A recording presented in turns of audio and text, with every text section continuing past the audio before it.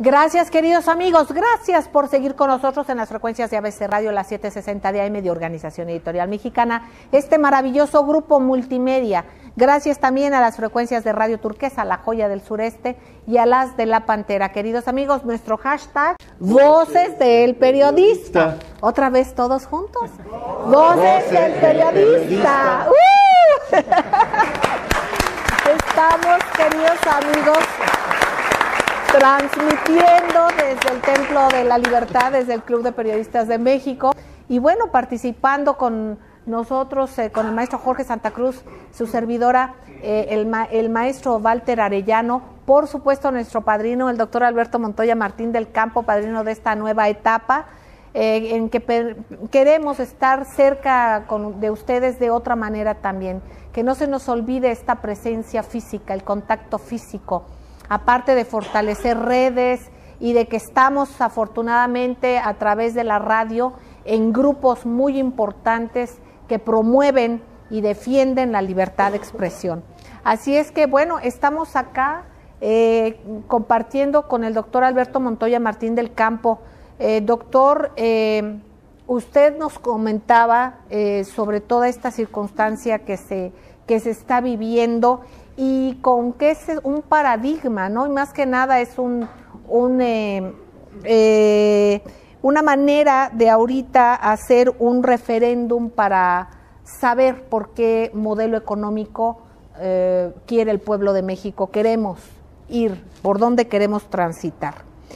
En este tenor, yo quisiera que nos tocara puntos álgidos, ¿dónde es donde más nos han afectado?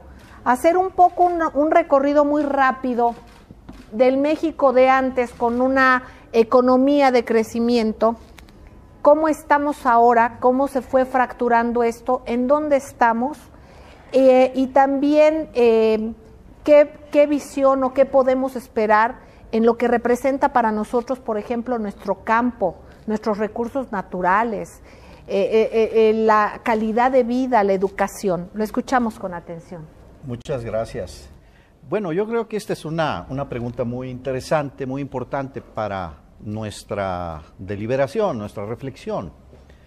En efecto, se puede decir que podemos hablar de un régimen en el sentido de que ha habido una continuidad en las políticas que se siguieron en los ámbitos macroeconómicos y en todas las esferas, no solo de la economía, sino también de la sociedad, de la cultura, de la comunicación y de la educación. Podríamos decir que, así como durante el periodo largo del gobierno de Porfirio Díaz, que le llamamos el porfiriato, porque es una unidad de gobierno y de proyecto durante 30 años, podemos decir que estamos al término de ese ciclo neoliberal. Un ciclo neoliberal que incluye 5 elecciones presidenciales y que tienen que ver no solamente con las condiciones internas de nuestro país, sino con las condiciones geopolíticas. Durante 50 años, México, del año 1932 a 1982, la economía creció al 6,5% anual y el PIB per cápita 3% anual. De manera que este modelo de economía mixta, basado en la Constitución de 1917, permitía la creación de empleos y el crecimiento económico, con profundas desigualdades, con también agotamientos al término de este periodo, con limitada industrialización y desarrollo tecnológico. Sin embargo, a partir de ese año, vemos que hay un quiebre en la historia de México. Y ese quiebre tiene que ver con condiciones internas y externas. Estados Unidos, durante estos años, no solamente prevaleció sobre el proyecto de la Unión Soviética, sino que a partir sobre todo de la disolución de la Unión Soviética, del Tratado de Maastricht que configuró a la Unión Europea, se dio el proceso de emergencia de nuevos poderes económicos y en particular la emergencia de China. China ya representa un porcentaje estimado del orden del 17% del Producto Bruto del mundo. Y Estados Unidos, que al término de la Segunda Guerra representaba el 50% del PIB del mundo, hoy está en el orden del 22%. Y China tiene un ahorro del 50% del PIB, tiene una inversión del 48% del PIB, tiene un superávit comercial de más de 250,000 millones de dólares y por lo tanto es un modelo de capitalismo de Estado que tiene una fuerza que Estados Unidos no puede detener. Y entonces vemos que ante esa coyuntura histórica, Estados Unidos, en alianza con la gran oligarquía nacional, los grandes capitalistas de nuestro país y los políticos asociados a ese proyecto, pactaron la subordinación colonial de México. Es decir, que México se convirtiera en una economía política al servicio de las corporaciones estadounidenses, para disminuir el poder nacional, para que México no fuese una economía que compitiera con la de Estados Unidos y para que no tuviéramos realmente condiciones de nuestro propio desarrollo. Se establecieron así múltiples jaulas.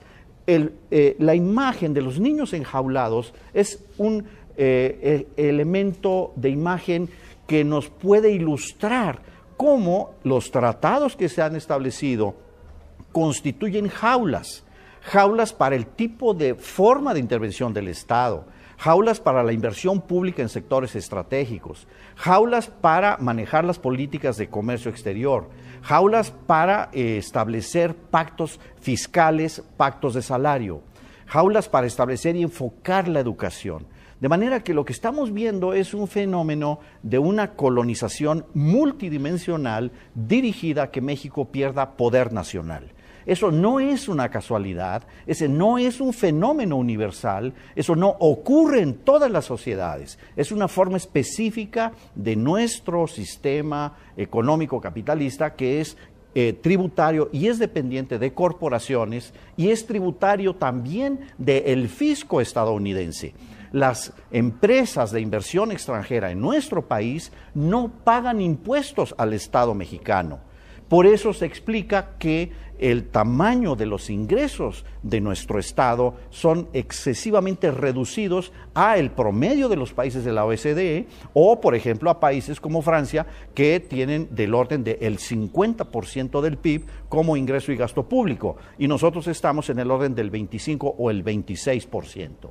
Por lo tanto, no hay dinero para educación, no hay dinero para inversión, no hay dinero para salud, no hay dinero para el desarrollo regional, no hay dinero para infraestructura. Y en cambio hay todas las condiciones para que las corporaciones globales nos usen como un objeto de acumulación.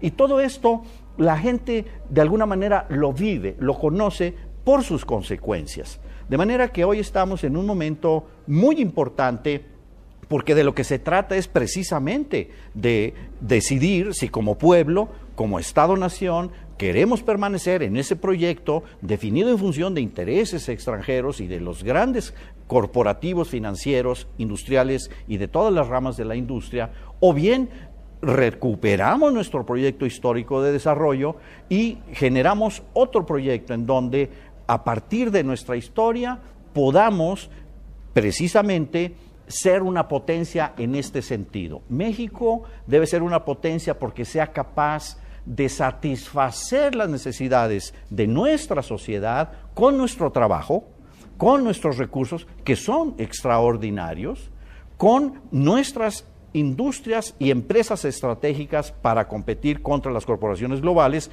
en sectores como la energía o telecomunicaciones o ciertos sectores que son fundamentales para el desarrollo de cualquier sociedad en el mundo contemporáneo, en el sistema internacional actual, así como poder generar posibilidades de vida, de trabajo, de sustento, posibilidades de vivir en paz, porque lo que además nos ha afectado muy dolorosa y muy profundamente es esa voluntad de Estados Unidos de promover deliberadamente la violencia en nuestro país.